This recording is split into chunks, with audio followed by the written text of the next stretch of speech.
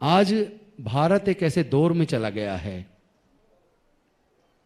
जहां लगता है जैसे फिर से एक आजादी का आंदोलन छेड़ना होगा।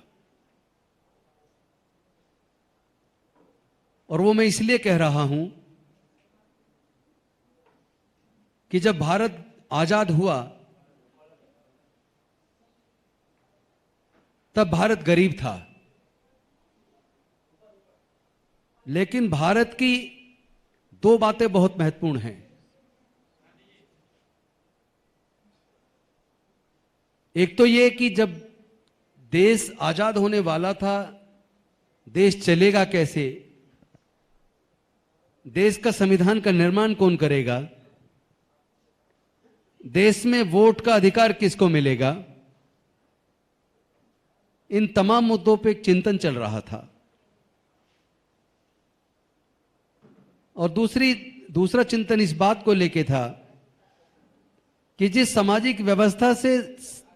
देश चल रहा था उससे निकाल के एक आधुनिक भारत का निर्माण कैसे हो, जहां एक तरफ हमारे देश की महिलाओं की,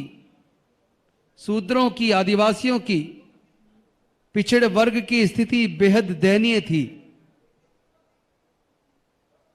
वहीं दूसरी तरफ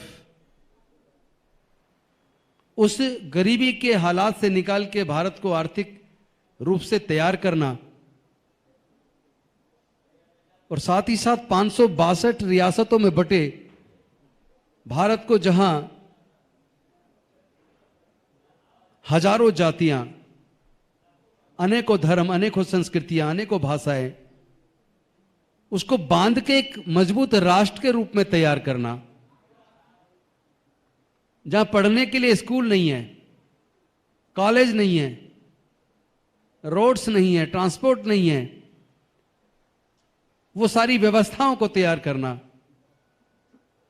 तो ऐसे सारे चैलेंजेस के बीच भारत के संविधान बनाने की जिम्मेदारी डॉक्टर बाबा साहेब अंबेडकर जी के कंधों पर आ पड़ी। वैसे तो कहने को संविधान सभा में 7 सदस्य थे, ड्राफ्टिंग कमेटी के अंदर 7 सदस्य थे, लेकिन उनमें से जो बाकी सदस्य थे या तो बीमार रहते थे या विदेश में रहते थे या अपने व्यापार में बिजी थे। कुल मिलाकर देश के संविधान को लिखने की जिम्मेदारी अकेले डॉक्टर बाबा साहेब अंबेडकर जी के कंधों पर आ पड़ी। बाबा साहेब के कंधों पर जब आई तो उनके सामने चैलेंज था कि भारत में वोट का अधिकार, जैसा अलग अलग तरीके से तर्क आते थे, क्योंकि वैसे ये जो आर्गुमेंट था 1935 के एक्ट के बनने के टाइम का था, क्योंकि 1935 का जब अधिनियम बना उस वक्त ये सवाल पैदा हुआ था कि देश में वोट डालने का अधिकार किस किस को मिलना चाहिए। ज्यादातर उस वक्त नेता इस फेवर में थे कि वोट डालने का अधिकार केवल उनको मिले जो इनकम टैक्स पे करते हैं, या दूसरा उनको मिले जो ग्रेजुएट हैं, या तीसरा उनको मिले जो बड़े जमींदार हैं।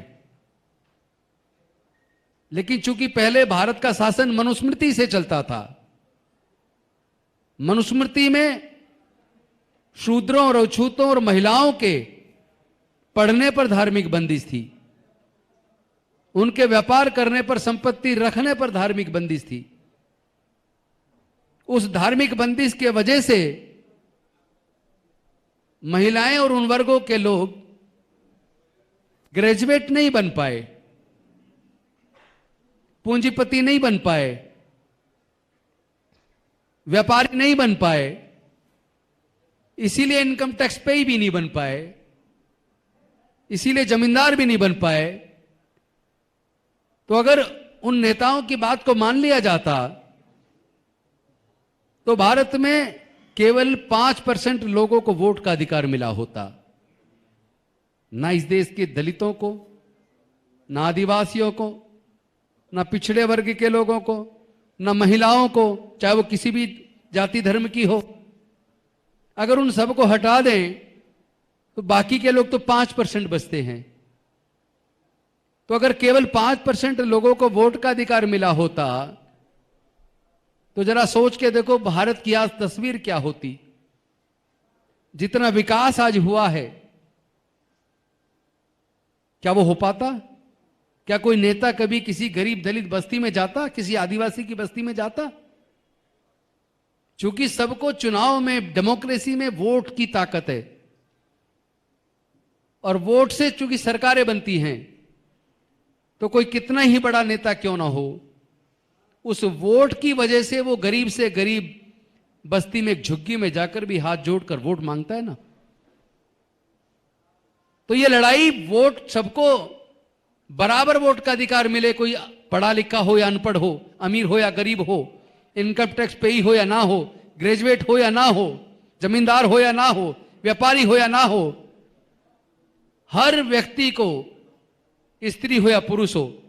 सबको वोट का अधिकार बराबर मिले और सबके वोट की कीमत बराबर हो।